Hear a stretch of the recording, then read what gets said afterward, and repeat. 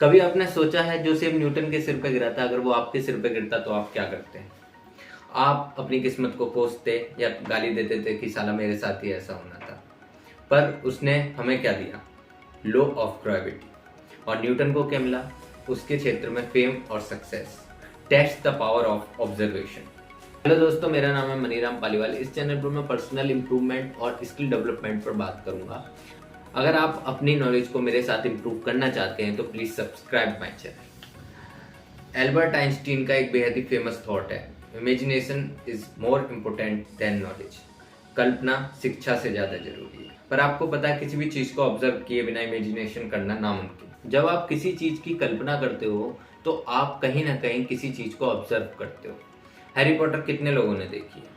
लगभग सभी ने देखी होगी। पर हैरी पॉटर नॉवेल लिखने से पहले जेके रोलिंग ने कहीं ना कहीं से इंस्पिरेशन ली होगी। भाई उसने कहीं जादूगर की कोई कहानी सुनी होगी या कोई किस्सा सुना होगा, जिसके बाद उसके मन में थॉट आया होगा कि भाई ऐसी भी हो सकता है कि वो एक जादुई दुनिया हो, जिसके बाद उसने एक best selling novel Harry Potter लिखा।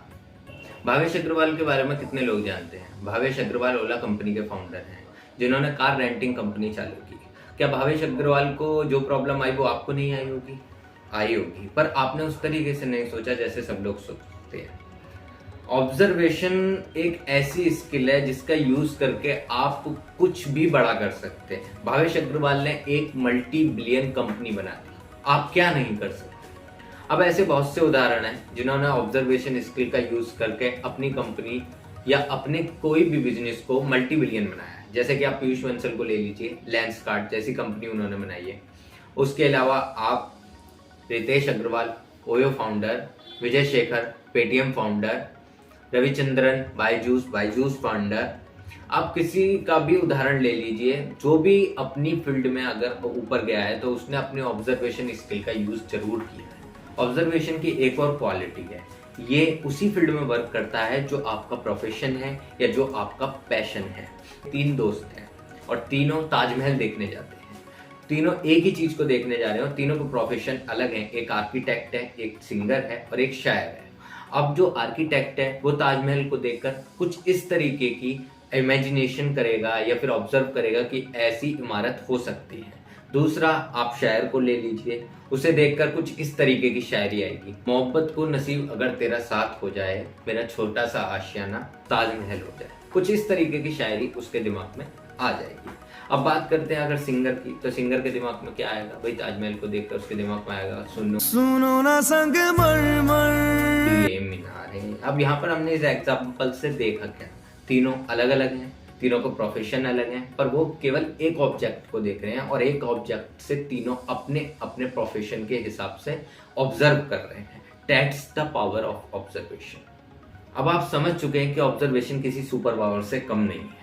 इसको इनहेंस करके आप अपनी परफॉर्मेंस को एक एक्सट्रीम लेवल तक पहुंचा सकते हैं। अब भैया पता तो लग गया हमको कि ऑब्जर्वेशन काम करता कैसे है, पर अब हम इसको इम्प्रूव कैसे करें ये भी तो हमें बताओ। तो हम उसके बारे में बताते हैं। तो ऑब्जर्वेशन स्किल को कैसे इंप्रूव करना है, इसकी मैं आपको 5 ट्रिक बताऊंगा। फर्स्ट ट्रिक है being present in the moment.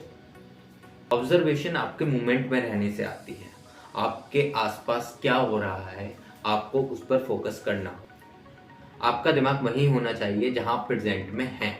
ये नहीं है कि आप केमिस्ट्री की क्लास में बैठकर बायोलॉजी के चैप्टर के बारे में सोच रहे हैं और अकेले बैठ कर मुस्कुरा रहे हैं। Observe minute change surrounding. मतलब ये है कि आपको जिस मोमेंट में आप हैं उस मोमेंट में आपके आसपास जो हो रहा है या जो भी लोग आपके आसपास हैं, आपको उन पर फोकस रखना होगा कि उनके इमोशंस आपके प्रति कैसे हैं। आपसे वो हैप्पी हैं या फिर वो आपसे नाराज हैं। इस चीज पर भी आपको ध्यान रखना होगा। Second, observe and reason. अगर आपको अपनी लाइफ का रीजन मिल जाए कि आपको करना क्या है, तो लगभग आपकी आधी प्रॉब्लम तो सॉल्व हो जाएगी। पर ये इतना आसान भी नहीं है। आपको अपने छोटे छोटे टास्क के रीजन पता करने होंगे कि उनको करने का आपका पर्पस है क्या। सबसे इम्पोर्टेंट, आपके आसपास जो लोग डिसीजन ले रहे हैं आपको उसको ऑब्जर्व करना है। उससे आपकी जो डिसीजन मेकिंग पावर है वो इम्प्रूव होगी।